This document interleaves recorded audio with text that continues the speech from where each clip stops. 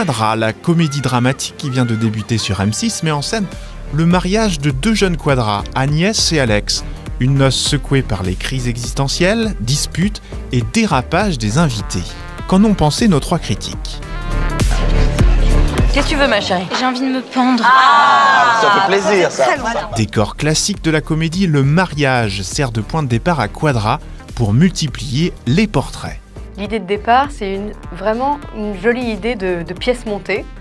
Donc le temps de ce mariage, en quelques épisodes, on va revenir à coup de flashback sur le destin des heureux élus, évidemment, mais aussi de tous les participants au mariage. On sait très bien, quand on a vécu un mariage, ça a été mon cas, que c'est beaucoup de joie, mais c'est aussi parfois revoir des personnes qu'on n'a pas toujours envie de revoir, et puis partager des moments qui peuvent vraiment partir en vrille. J'aime pas cette table, il y a des vieux, une pute russe. Moi, je veux bien prendre ta place si tu veux, mamie. La pute russe, c'est la belle-mère d'Agnès. Rien de bien neuf, rien d'hilarant dans ce cadre-là. En fait, tout va se jouer sur chacun des personnages, à savoir si oui ou non il a une base dramatique et comique assez forte pour nous toucher. Si Agnès et Alex occupent le centre de l'histoire, Quadra développe une dizaine de personnages importants, figures là aussi stéréotypés. Par exemple, le personnage de la sœur de la mariée, personnage a priori stéréotypé, névrosé, qui ne sait pas où elle va, vieille fille, etc. Eh bien, ce personnage-là, grâce à la qualité de l'interprétation, et il y a quelque chose qui finalement, on rit, on s'attache au personnage. Non mais vous croyez que je suis là, mais je suis pas là. Tu vois, j'ai mon avion dans 2 jours, j'arrive à Dakar direct.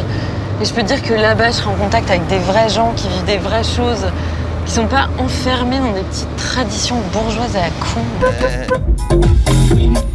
Il y a cette scène introductive où on les voit tous, les uns derrière les autres, dans leur voiture, dans leur intimité, dans le cocon de leur voiture. Ça permet de, nous téléspectateurs, sympathiser avec eux immédiatement. Ça, c'est la grande force d'une série. Il y a un vice dans ce contrat de mariage, il me semble. On a des personnages qui rient beaucoup, qui font des vannes, qui font des blagues, qui font des bons mots et qui rient à leurs blagues. Et alors, évidemment, ça coupe toute notre envie. Quadra est une comédie dramatique qui veut aussi nous toucher en racontant les déboires intimes de ses personnages. C'est vraiment, je pense, les flashbacks qui font la grande richesse de la série. Parce qu'en filmant ces mariés et leurs amis dans un autre contexte, elle tombe beaucoup moins dans le cliché et dans le stéréotype, parce que c'est dans la vie de tous les jours qu'on est justement plus touchant et plus entier et humain. Ces quarantenaires qui doutent, qui ont des problèmes de solitude, d'engagement, d'éducation de leurs enfants. Et tous ces personnages-là sont censés nous faire rire autant qu'ils nous touchent. Or, s'ils nous font rire parfois, on a plus de mal à être ému pour eux. C'est pas bien de faire ça, Isabelle.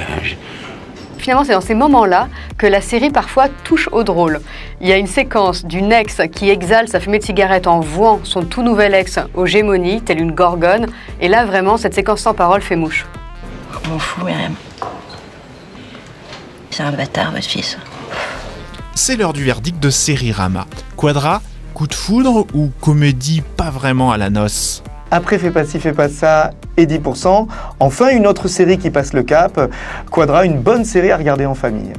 La comédie est plutôt sympathique, on sourit souvent, on rit parfois, mais côté dramatique, épaisseur des personnages et émotion, on n'y est pas encore.